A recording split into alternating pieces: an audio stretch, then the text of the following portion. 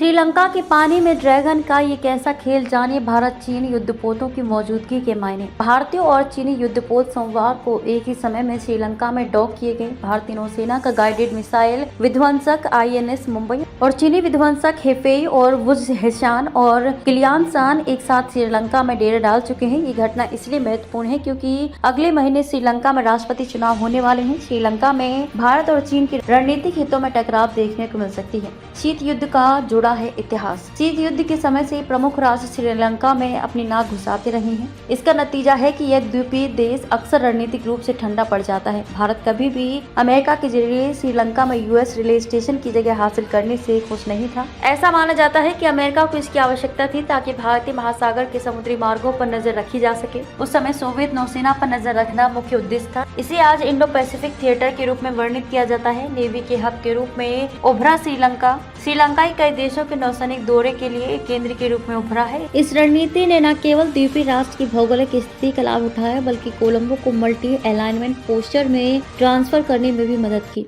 2009 से 2020 तक 525 से अधिक युद्धपोतों ने श्रीलंका का दौरा किया। इनमें से 110 भारत से थे, 80 जापान से थे और 40 चीन से थे। इस प्रकार अंतर्राष्ट्रीय नौसेनाओं के लिए श्रीलंका के एक पोर्ट ऑफ कॉल के रूप में कार्य करना कोई नई बात नहीं है। चीनी समुद्री ड्रैगन का उभरना, चीन के एक नौसैनिक शक्ति के रूप में उभरने और भारतीय महासागर क्षेत्र में युद्धपोतों की अपनी विस्तृत तैनाती ने खेल बदल दिया है। चीन के पास आज दुनिया की सबसे बड़ी नौसेना है। इसमें 360 से अधिक युद्धपोत और पनडुब्बियां शामिल हैं। भारत के पास केवल 140 युद्धपोत हैं। इसके अलावा एक बड़ी चीनी समुद्री मिलिशिया दक्षिण चीन सागर में बीजिंग की आक्रामक रणनीति में सबसे आगे रही है। चीन के कम्युनिस्ट नेता ऐसा महान महसूस करने के लिए ही नहीं कर रहे हैं, वे चीन के भौगोलिक परिधि को समुद्री चौक पॉइंट्स के साथ एक समुद्री दृश्य के रूप में देखते हैं। इसमें मलक्का स्ट्रेट और त्सुशिमा स्ट्रेट का नाम लिया जा सकता है। बीजिंग की रणनीति अमेरिका और सहयोगियों द्वारा खुद को घेरने और इसके व्यापार और आपूर्ति मार्गों को बंद करने के लिए कोई भी जवाबी कदम उठाना है, साथ ही मजबूत समुद्री प्रभुत्व हासिल करना है।